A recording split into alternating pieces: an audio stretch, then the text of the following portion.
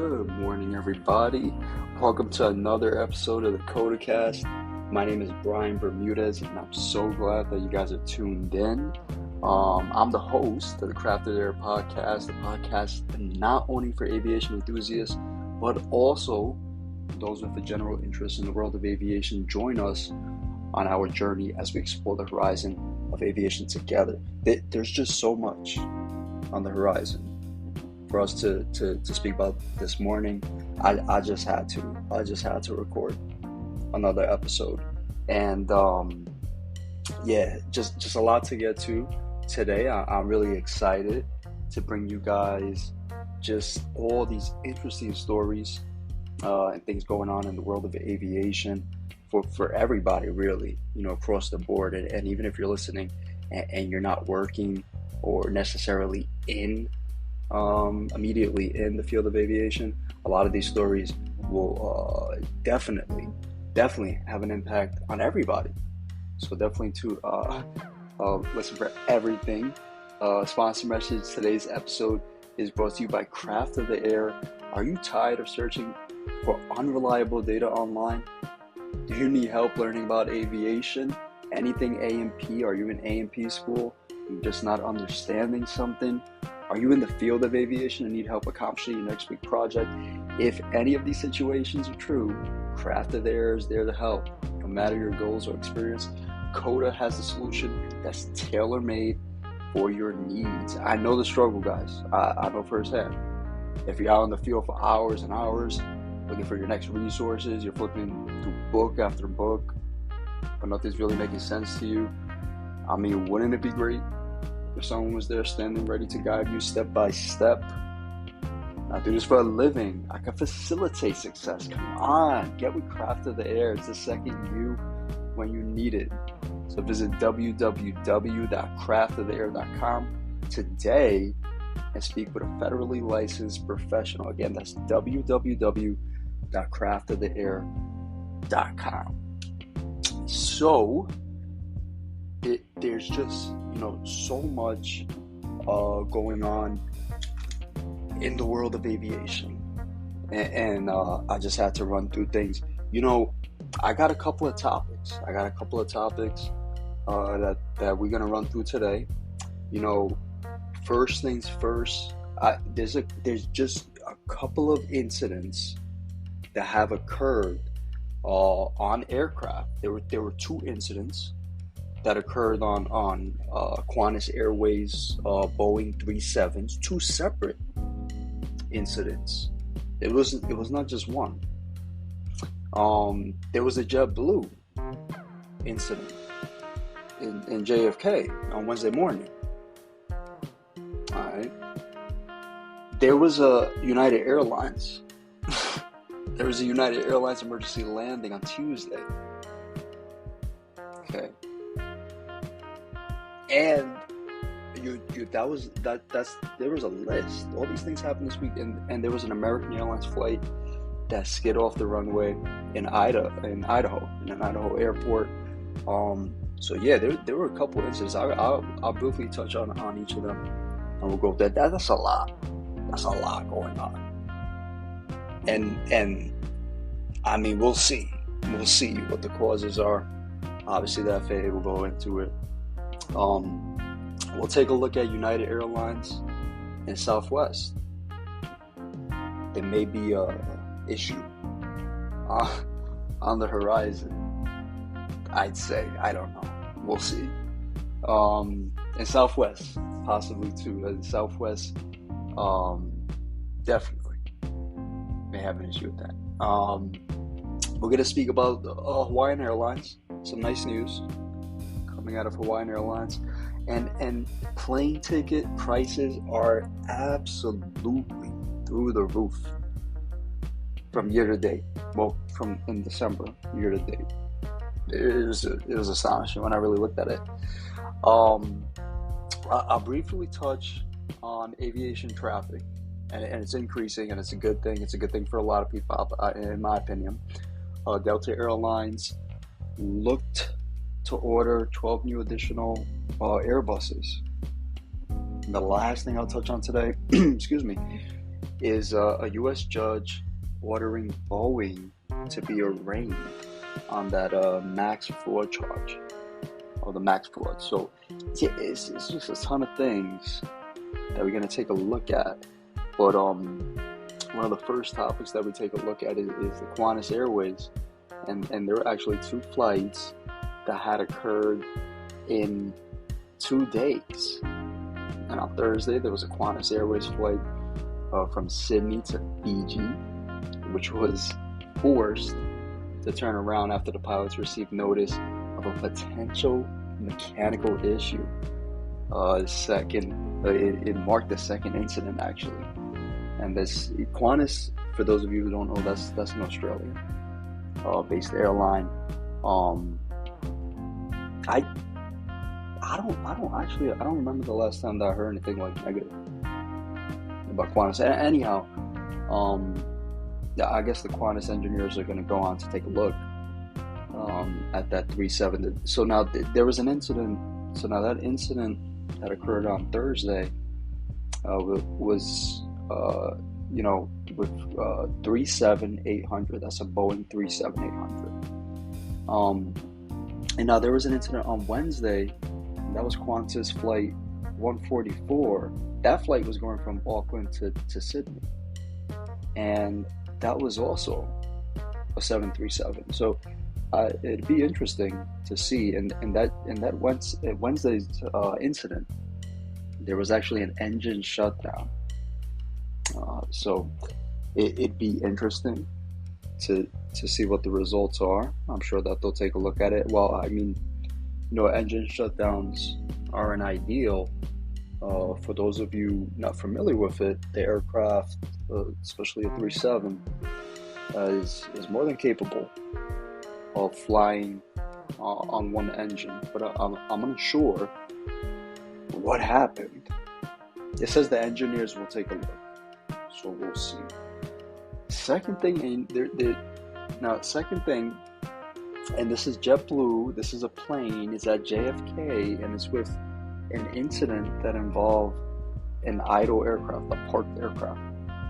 And this was on Wednesday morning. JetBlue flight scheduled to depart from JFK International Airport. It actually bumped in. I believe the tail of it bumped into an unoccupied aircraft that was parked. It was just parked. I think, it struck the tail of one of the parked, and then it returned to the gate and transferred its passengers to a different aircraft. So there were no injuries, so they were good. And the FAA confirmed that additional details saying that JetBlue aircrafts involved, they were both Airbus 320s. I mean, that's really relevant to what we have going on there. I mean, probably just ramp issues. And I know so many people personally that work for JetBlue, that work for JetBlue at JFK or many different departments. Students, friends, colleagues, and they work very, very hard. A lot of times, I think, in my opinion, I think they're overworked, all of those departments. But they're very hard workers, and I'm sure something was just overlooked. Well, hopefully that's what it was. But it would be interesting to see what happened. It's not the first time that an incident like that happened at JFK. In 2017, a Spirit American Airlines hit the wingtip of a parked plane while taxiing to the runway. And then in 2016, there was American Airlines that hit like a parked Japan Airlines. So JetBlue said in a statement that it's cooperating fully with the FAA's investigation. Third thing I was going to take a look at was the emergency landing that United had. It actually had a flight that was diverted to Amarillo due to a hydraulic issue. Now I gotta change it up a bit. I actually worked for United Express for Commute Air. It was one of our first jobs at A&P school, and I'm so intrigued with this one. On Tuesday, United Airlines flight from Houston to Wichita, Kansas was forced to make an emergency landing in Amarillo, Texas, due to a hydraulic issue. Now, this is the kicker. The kicker. Yes, I say it. This is the kicker. It was an Embraer 145XR regional jet. Oof! Everybody listening. David, you listening? Eric, I gotta send this to a couple people. Everybody I used to work with at CommutAir that used to work on the 145XR regional jets. And it's an XR, so you know we touched it at some point. Oh! Ooh. Had to go there. Did I sign it off? Did we sign it off at one point? Did we do a hydraulic check? The 145XR regional jet landed at Rick Husband Amarillo International Airport at 11:43 a.m. United Airlines stated that the safety of their customers and crew are always at the top of our priority. End quote.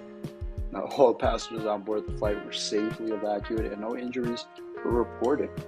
The Amarillo Fire Department was called out to the scene just as a precaution. The cause of the hydraulic issue is currently under investigation, and the FAA it says it's working to get the passengers to the final. I hope they got there to their final destinations. It's possible that we worked on that plane. That plane is a workhorse. I'll tell you that. That plane is a workhorse. A beautiful plane. Beautiful plane. It was an honor to work on that plane. But hydraulic issues?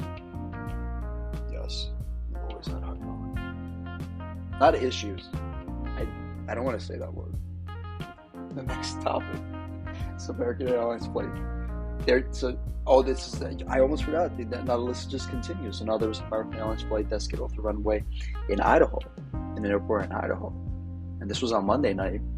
American Airlines flight 2990 from Dallas-Fort Worth was taxiing towards the terminal. It was at Boise Air Terminal in Goen Field when it crossed onto a gravel surface adjacent to the taxiway. Just stop right there. Stop it. Stop right there. It's an American Airlines flight, so it's crossed onto gravel. So that's not good. That's not a normal situation at all. Customers departed via the staircase and were bused to the terminal. This is a quote from the company, or American Airlines. And it's important to say that there were no injuries reported. Now it was also a 3-7, guys. It was also a 3-7. Call the conspiracy theorists. Well, the Airbus, the Boeing haters are riding high right now, man.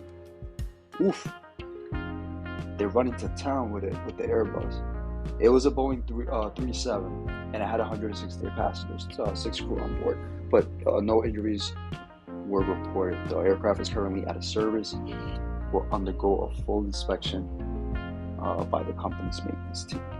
Why is it the maintenance team? It should say engineering team, to be honest. So, and I'd like to add, if I may, that this is not the first time. It's not the first time that American Airlines experienced that trouble, or trouble this week, I should say.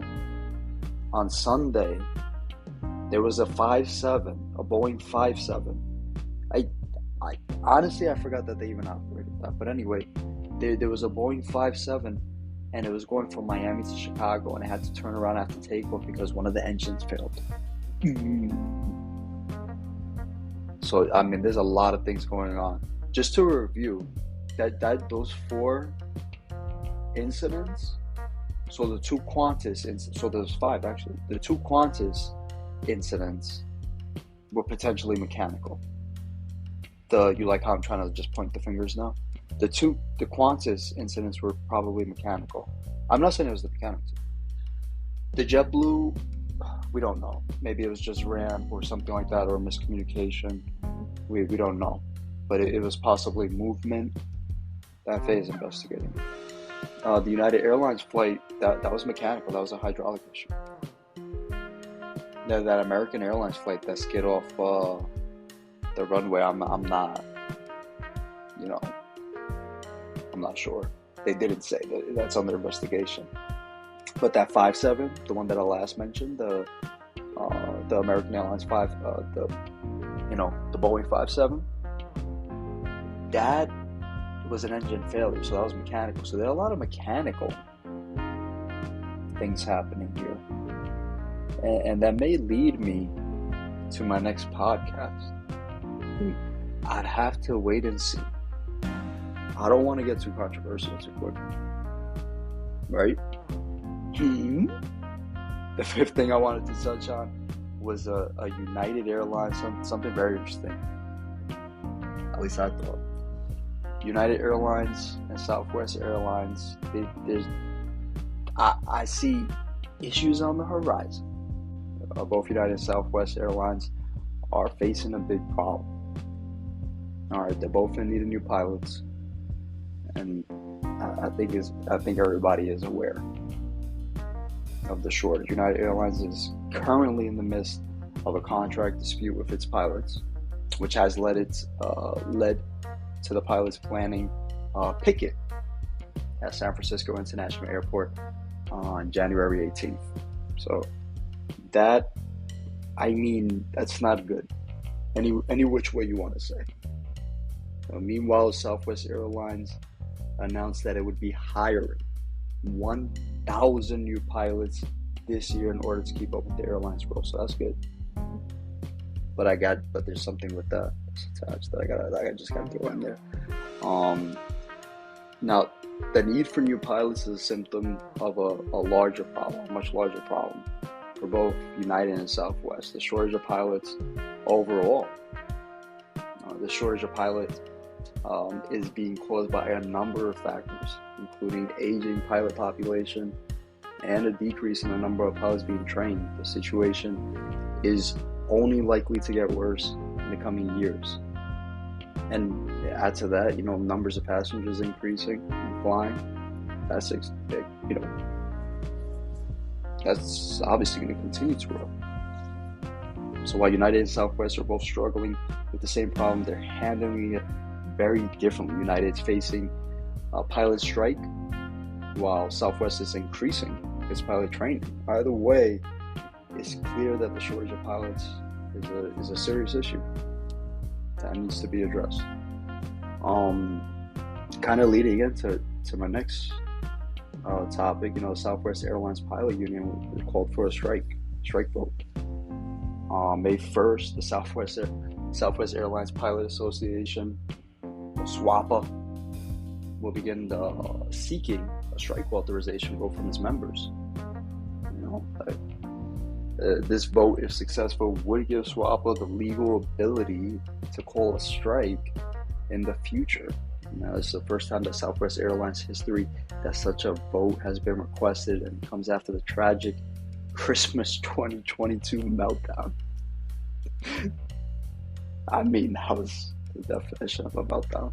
So a historic biblical meltdown. SWAPA President Captain Casey Murray said that the vote is necessary in order to show management how United pilots are. And he also stated that should a strike occur, it would only happen after all options have been exhausted. So that's good in that sense. I thought it'd be interesting to note that if you take a look at the Railway Labor Act, which kind of governs labor relations for the airlines in the United States, it's a lengthy process that must be followed before a strike actually can be called. But after a successful strike authorization, that would allow SWAPA to call for a strike very soon and legally. So, we hope for the best. And that really, that could have an impact on a lot of people, on a lot of jobs. Good piece of good news that I had found, just throw this in there. Hawaiian Airlines pilots to vote on a new contract, and the Hawaiian Airlines pilots had come to a tentative agreement with the airline on a new 4-year contract. So that was That was pretty good. All right. Interesting story that I have found here, and I see that plane tickets themselves had rose or soared 44% in December. Plane fares rose by 44.1%, to be exact, of course, in the year in December, the largest increase since the late 1980s. So it's been quite a while. The first December since 2019 when people could actually travel. So, and longer distances because of the COVID restrictions being lifted. So, this had to attribute to it. And then we had a demand. But fuel is a big part of it. And fuel accounts for around 1/3 of the airline's operating costs. And the prices have continued to rise. It says now this thus it's been passed through tickets, and that's how we see these prices soaring. I saw something very interesting. Sally Keaton, a travel and aviation analyst, noted that because of, and I'm quoting Sally Keaton on this, because of increased long-haul journey times to avoid Russia and Ukraine airspaces, as well as a global shortage in spare parts and engines, end quote. So the conflict in the Ukraine is having an effect on it, as well as shortages in parts, engines, technicians. And she goes on to add, and I'll quote her on this: the UK also has one of the highest passenger taxes in Europe, and it's known as the air passenger duty. And it's beyond the airline's control, and this tax is also being passed to customers as well. Another issue that's contributing to higher ticket costs. Companies are seeking to restore staffing. And they're looking to restore staffing in a very competitive job market. Many airlines cut jobs at the height of the pandemic when international travel was grounded. So that's going to be interesting to see where newly qualified individuals come from. One of the last points that I have to that is a quote by Mr. Strickland. And he said, lastly, we demand, and I found this quote very interesting, and Mr. Strickland is an aviation professional. It says, demand in many markets had come back strongly, whilst in many cases, capacity has not or has struggled to keep up. This has led to a tighter demand/capacity balance, which has exerted upward pressure on prices. And I think that's just one of the most spot-on statements that I've heard in quite a while to kind of summarize this very dramatic 44% increase in ticket prices. And leading into my next topic, the global aviation traffic it's actually going to reach pre-pandemic levels by June. The global aviation sector is set to thrive in 2023 with global traffic to reach pre-pandemic levels by June, according to a paper published today by international aircraft leasing company Aviation. So that's big. Another interesting, something interesting that I had found, something positive for Delta and Airbus. Delta Airlines actually firmed up on 12 aircraft orders for the Airbus A220. Delta Airlines ordered 12 more of the Airbus A220 aircrafts from Airbus, and that actually brings the total A320 count for Delta to 119. So it's a large fleet. Man, it's such a big airline. The US built, and they're actually US built, so that's good. To be honest with you, I didn't know that. So The U.S. built Airbus 220s have received strong support from Delta Airlines, with the U.S. carrier being the type's largest operator since it was revealed back in 2019. So that's pretty good. Delta has ordered 45 A220-100s, and they have 74 220-300 variants.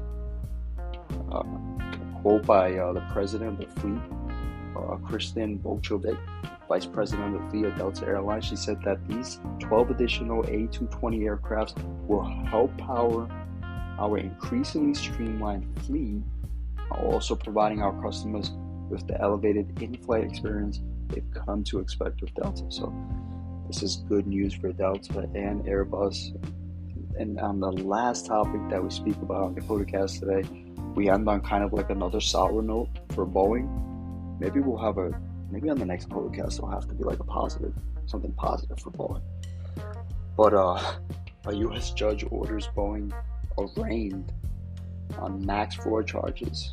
A United States judge on Thursday ordered Boeing Company to appear in court on January 26 to be arraigned on 2021 felony charges after families of those killed in two crashes objected to a 2021 plea deal.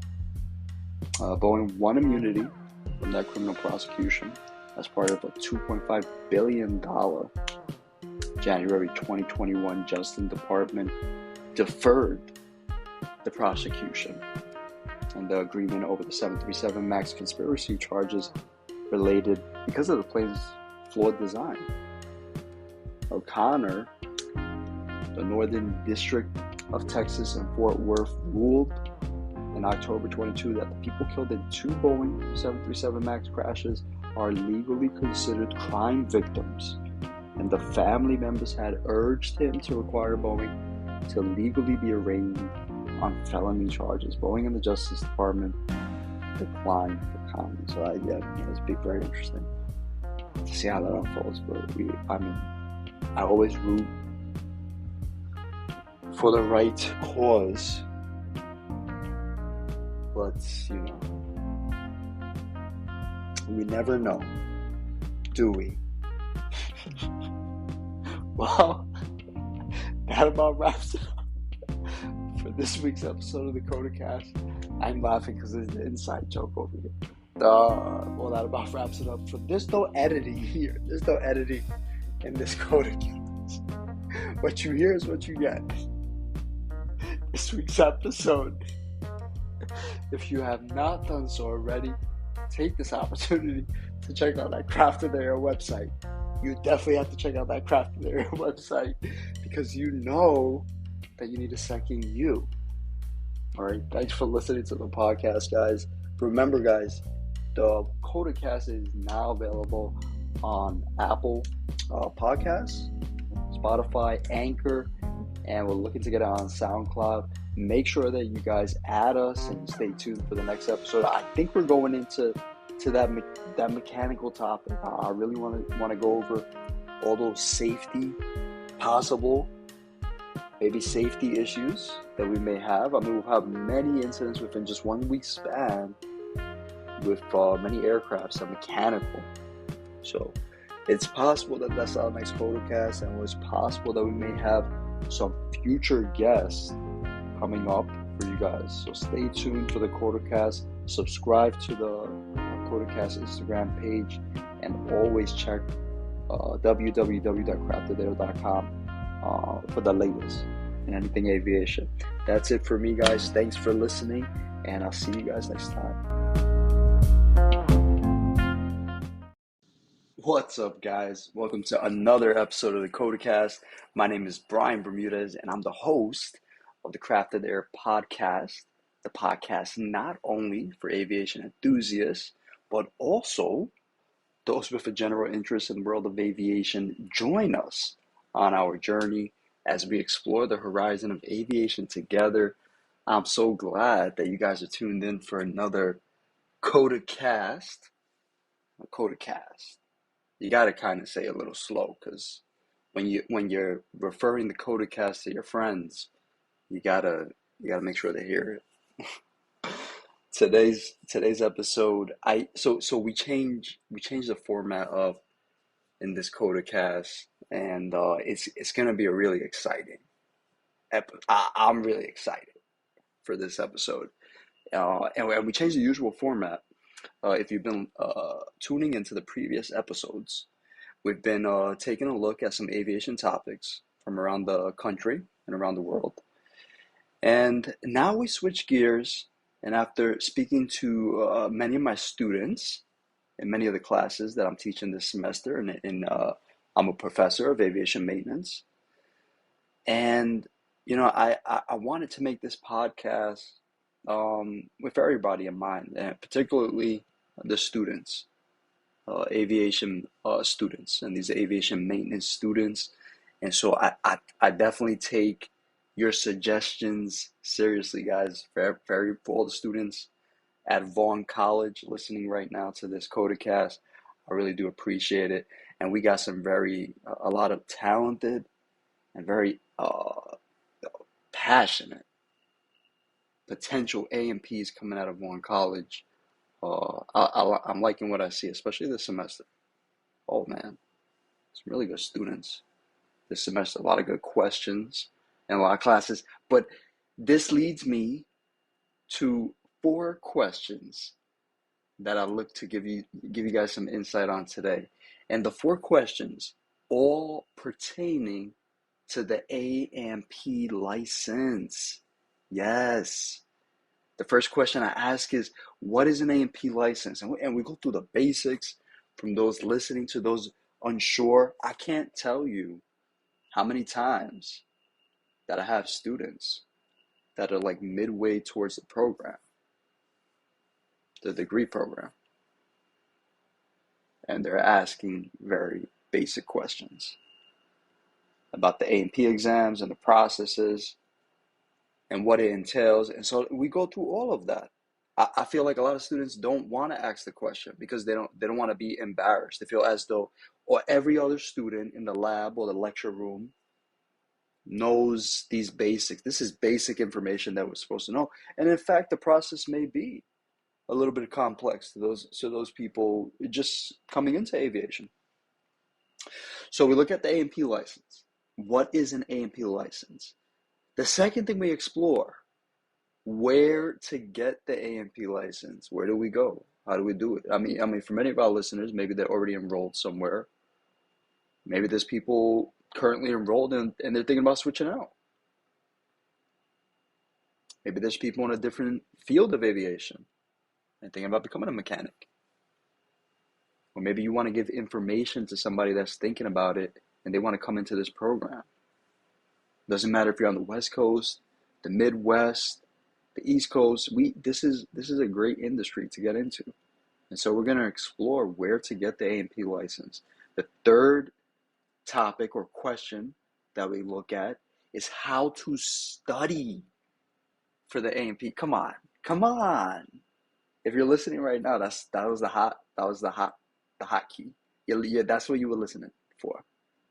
How we study. What's the best way to study for the A&P license? And for those of you listening, this process of being certified and taking examinations to become a person that fixes aircraft or anything aerospace in the United States, it's an interesting process. A lot of people wouldn't necessarily think. A lot of people, I think, would just automatically assume that this is just a person that applies for a job as a mechanic, and maybe the airline offers them some training on how to fix it. I can't tell you how many times somebody asks me what I do for a living, and like they're just like in awe, just because they've never even thought of like, wow, there's people that actually fix airplanes. The concept is mind blowing to some people. And the fourth question or topic that we look at is how to prepare yourself for a job. So once you've already passed everything, when we know what the license is, we know where to get it, We know how we're going to study for it, but how we're going to prepare ourselves to get jobs out there or set ourselves up for successful career endeavors. We'll take a look at that. First things first, today's episode is brought to you by Craft of the Air. Stop memorizing outdated content. Just stop it. And rereading textbooks without really understanding your aviation content. If you're looking to obtain an airframe and power plant license to fix airplanes, Craft of the Air offers personalized learning sessions remotely from the convenience of your house. Are you in the field of aviation and need help accomplishing your next big project? Are you tired of searching endlessly for unreliable data? Everybody listening, stop opening up this tab, you're opening up that tab, you're checking this, you're texting this person, what is the answer? Stop it. Craft of the Air is the second you when you need it. Anything aviation. Visit www.craftoftheair.com today. Again, that's www.craftoftheair.com today and speak with a federally licensed professional. Craft of the Air, our craft is of the air. You like that? The way I stress that out? Yeah, if you're listening for that advertising. The very first topic on the CotAcasT today, the question is, what is an A&P license? What is this? No, I'm not talking about AP calculus. I'm talking about an A&P license. And simply put, an aircraft mechanic certificate is basically 2 ratings. And so an A is an airframe, and the second portion is power plant, which is the P. So that's why we hear it referred to as A&P mechanic or an A&P license, because we have airframe and power plant. So that's actually 2 separate ratings, 2 separate federal FAA ratings. And obviously, a mechanic is somebody that's going to be fixing an aircraft, but not only an aircraft, and that's a big misconception. A&P is somebody that's fixing a multitude of things, and we'll take a look at that. Or you'll take a listen to it. Now there's a process. Now, in order to get this A&P license, you need to pass a written, an oral, and a practical. So there's 3 portions, and that's for each rating: A and P, airframe and power plant. Now, another add-on to that is that for that license, you need a general license. And that general license is associated with the first rating that you attend. So let's say, for instance, you're going for your A license first. You're going to take your writtens for your A license, your orals and your practicals. You'd also do the writtens, orals, and practicals for your general license. And then once you get that, if you want the P license, there's many mechanics out there that only have an A or only have a P. But if you want the P, then you would go after the written, oral, and practical for the power plant. So there's essentially 9 exams for this mechanic that as we refer to. There's 9 exams. So you got a written, oral, and practical for your general airframe and power plant. Now, in order to take those exams, we cannot just simply have somebody walk off the street. So you either need 18 months of practical experience or 30 months of practical experience performing duties on airframes, power plants, so on and so forth. There's ways on practical experience.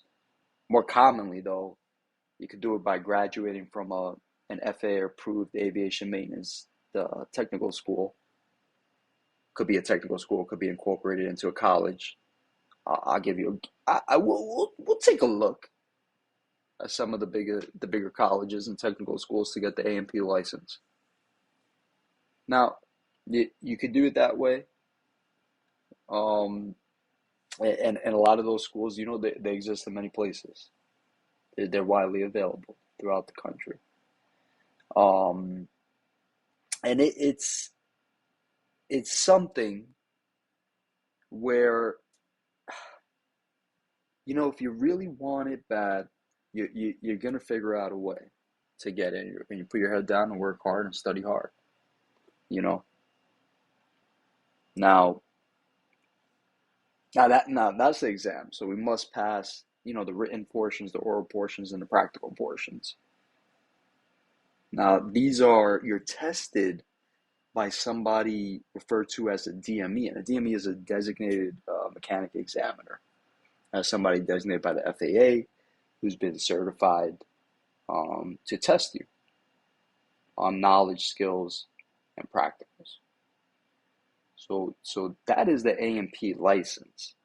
And this gives somebody the ability to work on U.S. certificated aircraft. And that can include UAVs, commercial aviation, general aviation, helicopters, certain aerospace systems.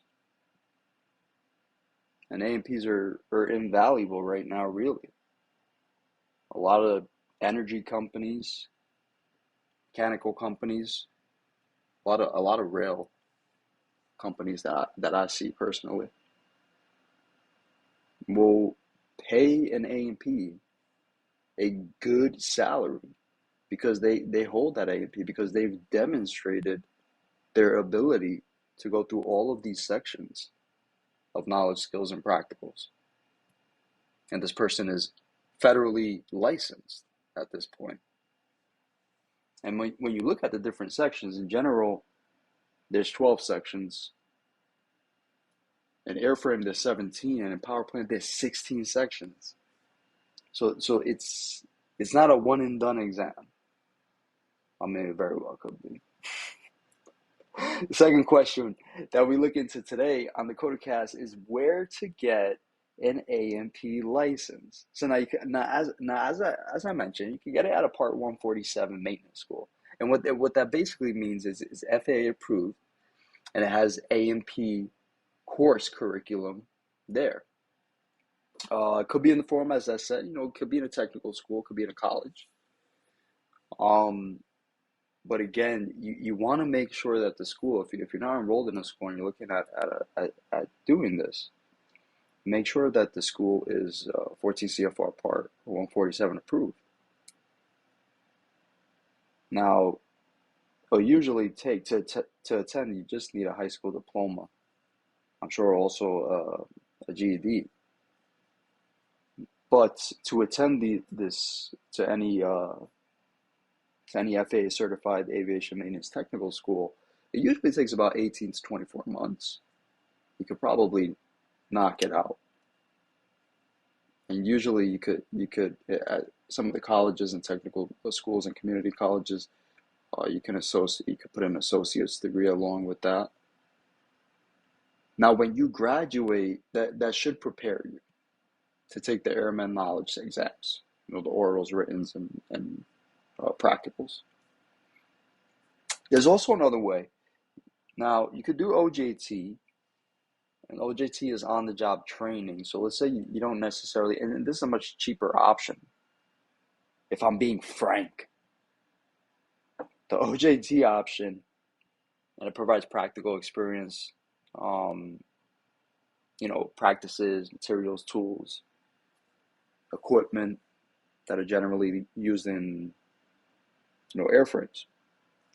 Once you meet those OJT experience requirements, then there's A&P refresher courses, and then you would have to submit documentary evidence. So there's two options there in terms of where to get the A&P license. And if you are attending a Part 147 maintenance school, once you're done with the program, once you've fulfilled the maintenance curriculum, the curriculum requirements for general, airframe, power plant, you can usually schedule the knowledge exams there. Also on the FAA website, there's actually hot links to the Airmen Knowledge Test Centers, a list of all of the Airmen Knowledge Test Centers and all of the mechanic examiners throughout the country.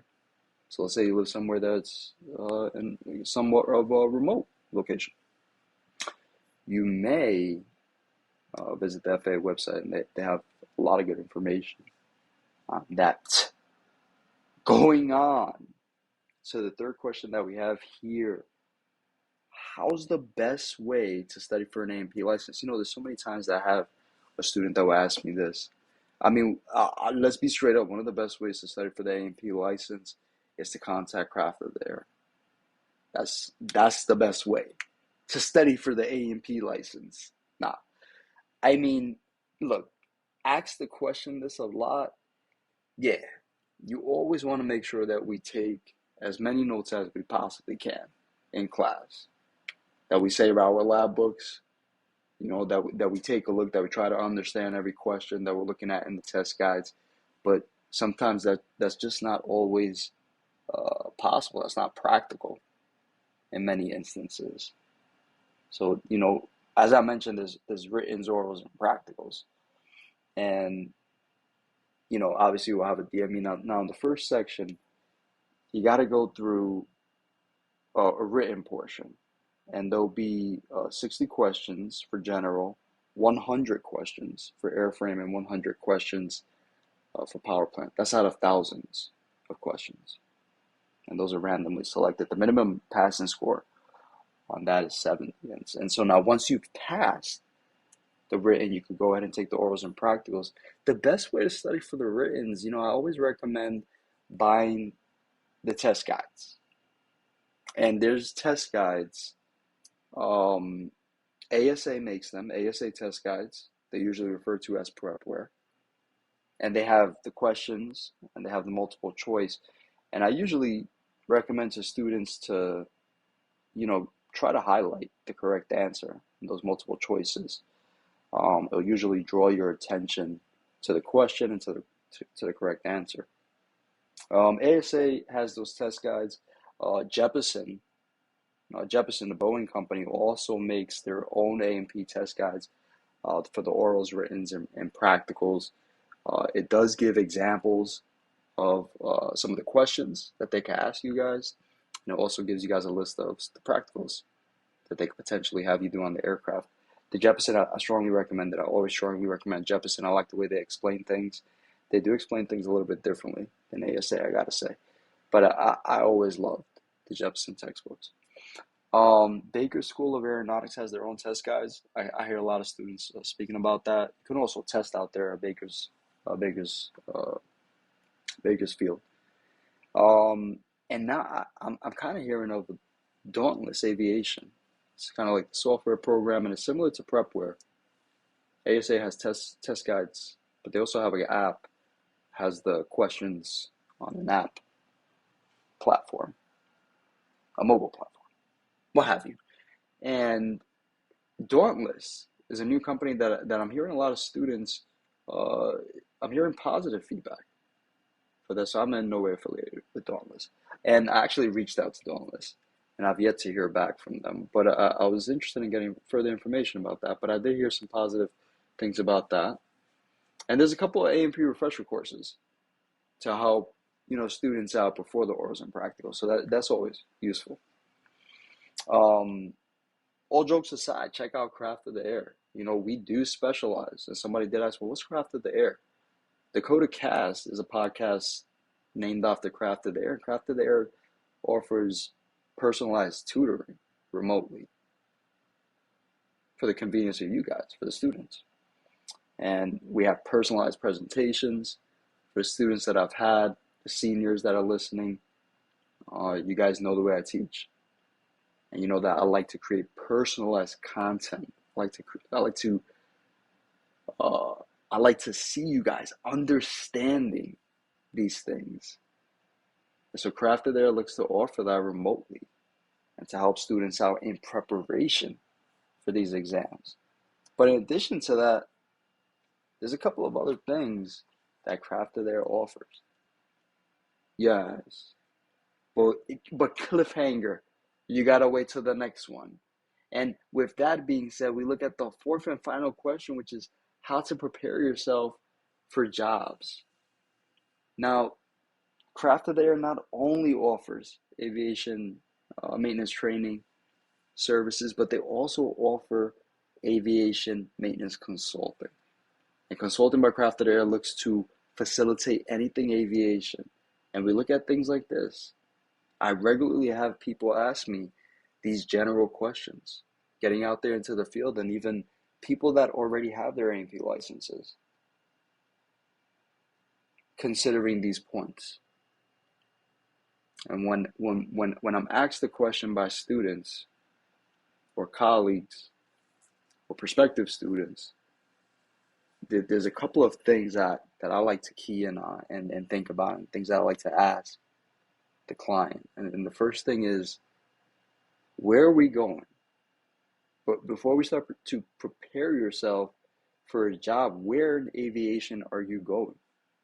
Yes, you like to fly. Yes, you like to have flight benefits and fly for free. That's great. But not necessarily everybody in the field going in for that reason. For a lot of people, there's a genuine passion for aviation maintenance. There's a general interest in aviation maintenance or aviation business or other areas of aviation maintenance. So the first thing we think of, are you going into general aviation, commercial, aerospace, UAV systems, historic, MROs, engineering and support? There's now A&P positions that people work remotely with an A&P license. So these are all things to consider. Another thing that you gotta think about is are you going to be exploring different certifications? There's different things that you can do within the field. The specialty fields include avionics, balloons, airships, rotorcrafts. Rotorcrafts are helicopters. Unmanned aircraft systems.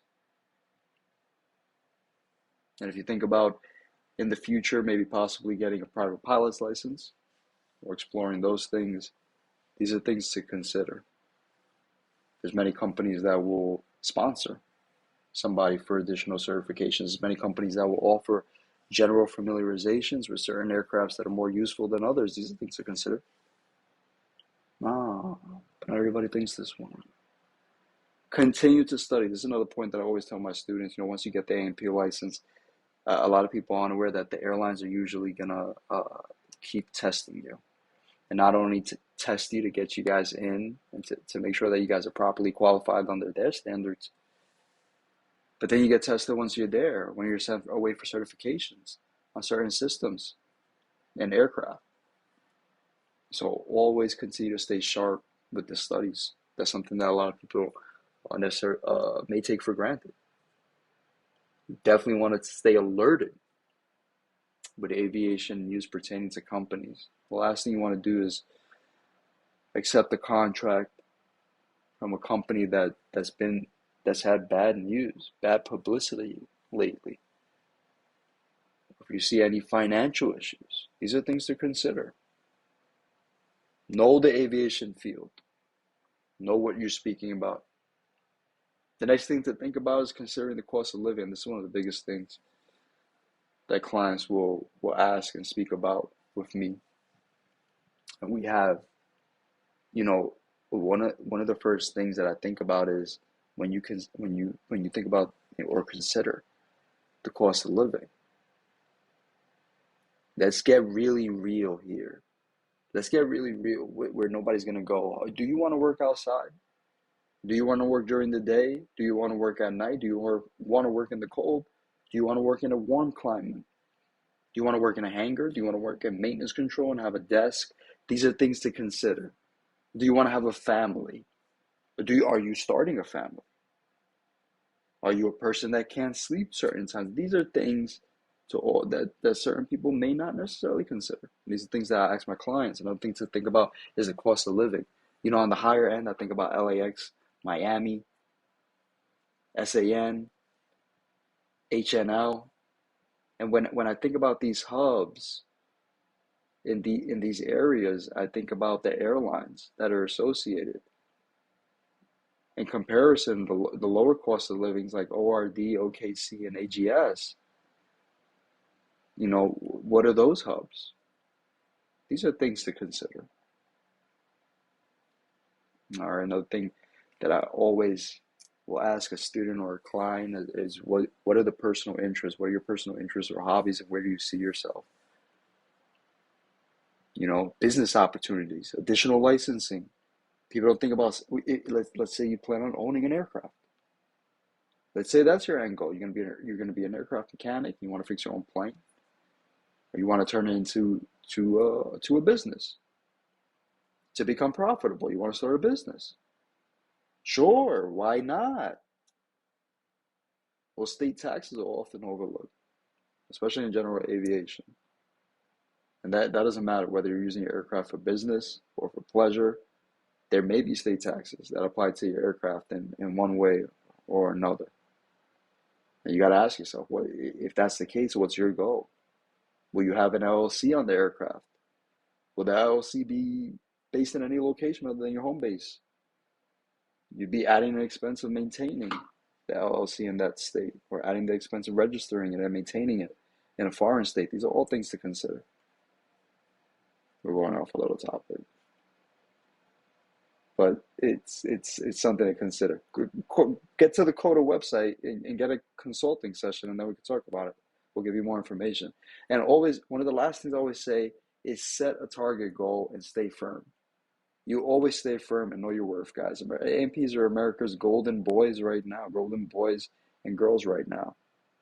We're needed. We're in demand. There's a shortage. Know your worth, guys. I think right now the average is 89.9, 89,008. Some of the highest employers I see on Indeed were Northern Grumman, and they're paying starting at 115.7, 115,000. That being said, there's everybody's hiring. There's money to be made out there. Set a target, do research, or get in touch with COTA, and we'll do the research for you. We'll set the target, and we'll make sure that you get the job that you want. Yes, yeah. That's what COTA does. That's how we do it. Now this is the way we end this episode. This is how we wrap it up. I have a question for you guys, and I'll put the question in the poll on Spotify. You can find us on Spotify, the CotAcasT. And for the very first time, I asked the listeners a question. Are you sure? The students from Bourne College, you listening? You heard it? You heard it? That's the catchphrase. If you guys are listening from another state, who am I kidding? Who's listening from another state? But here's the question to the listeners. What? There's no editing on this. There's no editing on this CotAcasT. The question is, what is your biggest concern moving forward? What is your biggest concern moving forward? And we have options here. I always give you guys options. You guys know this. You guys know this. The first option is studying and passing the ratings. Are you worried about studying or just passing the ratings? Getting the orals, the practicals, the writtens, and all that? Option B is finding the right company or position. Is that something that's really bugging you out? Something that's really been on your mind? Or have people been asking you about that? Friends, family? Next biggest thing that I hear from students, they're undecided on the area of concentration within aviation. And then the fourth thing that I usually hear from students, or one of the concerns that I have students bring up to me, is they're unsure how they're going to translate what they learned to practical applications out there. They say, I don't know how I'm going to learn all this stuff in 2 years. And then at the end, I'm going to be fixing a $200 million aircraft with 300 people's lives. There's certain things that you'd be surprised. And this question is applicable to any listener. Go do it. Do it. Go take the poll. Think about it. Think back. As an AMP now, think back. And you could be an AMP now still trying to look for the right company. Still something that concerns you. An AMP now that, You're still unsure if you're in the right area of concentration. There's so many different fields, so many areas. But you could be a new A&P, you're still unsure how to translate that learned knowledge into practical applications. But you guys will have to go to the poll, and you guys will have to tune in for the next episode of the CotAcasT. And I'll call it as I see it. I call it as I see it. That about wraps it up for this week's episode of the CotAcasT. If you guys have not done so already, please, are you sure? Take this opportunity to check out the Craft of the Air website at www.craftoftheair.com. Again, that's www.craftoftheair.com, and get a free initial consultation today. Craft of the Air, our craft is of the air. Thanks for listening, guys. I really do appreciate it. Before we go, make sure at some point you guys show some love for the CotAcasT and share it with your friends by following and leaving us a review on Apple and Spotify podcasts. I do appreciate you guys listening. I hope you guys stay safe and have a great day, guys.